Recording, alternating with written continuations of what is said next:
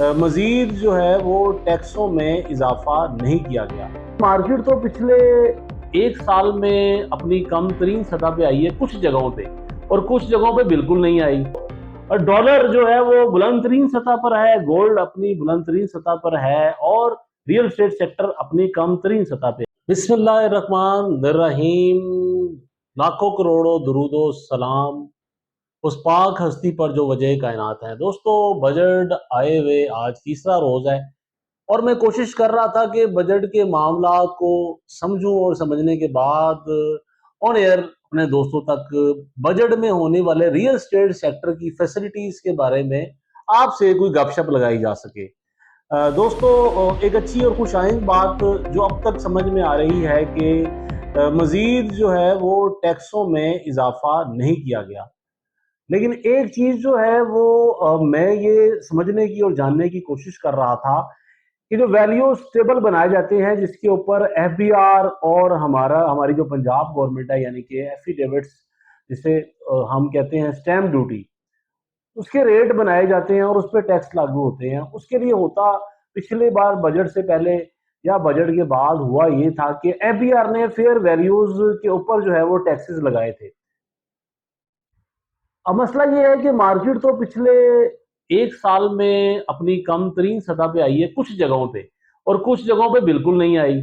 तो क्या ऐसा होगा कि जहां पे मार्केट की फेयर वैल्यू जो है वो पिछले बजट की फेयर वैल्यू से कम हुई है, तो क्या अब बजट में ये अब हमने जो फेयर वैल्यू टेबल बनाना है, जो मौजूदा सूरत हाल है उसके मुताबिक बनाना है, और वही मौजूदा सूरत हाल पे जो है हम उसी के ऊपर जो है वो अपने गवर्नमेंट के जो टैक्सेस हैं एफबीआर के और पंजाब गवर्नमेंट के हम दे सकें।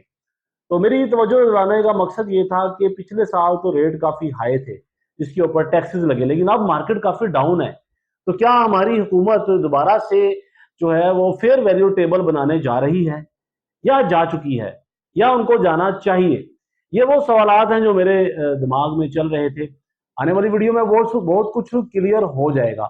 लेकिन ओवरऑल जितने भी हमने डेवलपर्स और रियल एस्टेट सेक्टर में बड़े बड़े पंडितों की गुफ्तगू सुनी है, उससे तो अंदाजा यही लग रहा है कि जो इस दफा का टैक्स था जो कि रियल एस्टेट सेक्टर पे लगाया गया, उसमें मजीद कोई इजाफा नहीं किया गया, बल्कि सबसे बड़ी मंडी रियल एस्टेट सेक्टर की, यानी कि ओवरसीज हमारे भाई बहन जो कि सरमाया जो है वो पाकिस्तान भेजते हैं, उनकी जानिब से गवर्नमेंट की तरफ से एक छूट दी गई कि आप $50,000 जो है वो साल में आप लाएं पाकिस्तान में, तो हम उसके ऊपर जो है वो आपको नहीं पूछेंगे कि आप इन्वेस्ट कहाँ कर रहे हैं, और उस पर मजीद आपकी पेमेंट जो आएगी, जो उसके ऊपर टैक्स था उसको भी ख़त्म कर दिया गया है।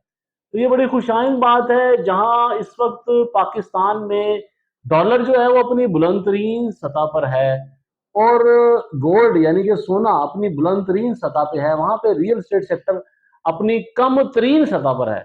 मैं ये समझता हूँ कुछ सेक्टर्स और कुछ नए आने वाले सोसाइटीज जो हैं, जिनमें स्पेशली जो ब्रांड है डीएचए, लाइक मुल्तान, गुजरांवाला, बहावलपुर, कोयटा, पिशावर अल्हम्दुलिल्लाह स्टेबल है। लाहौर भी इतना ज़्यादा नहीं गया, चंद एक जगह जहाँ पे फाइल सिस्टम है वहाँ पे थोड़ा सा मार्केट में कीमतें कम आई हैं। तो डॉलर जो है वो बुलंद तरीन सतह पर है, गोल्ड अपनी बुलंद तरीन सतह पर है, और रियल एस्टेट सेक्टर अपनी कम तरीन सतह पे है।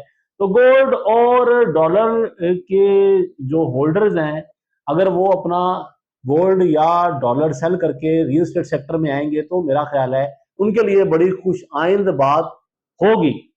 दोस्तों, ये थी मेरी नाकिस राय इस शॉर्ट व्लॉग में। तो आने वाले जो टाइम है वो डिसाइड करेगा कि रियल एस्टेट मार्केट जो है इस बजट के बाद किस तरह बिहेव करती है।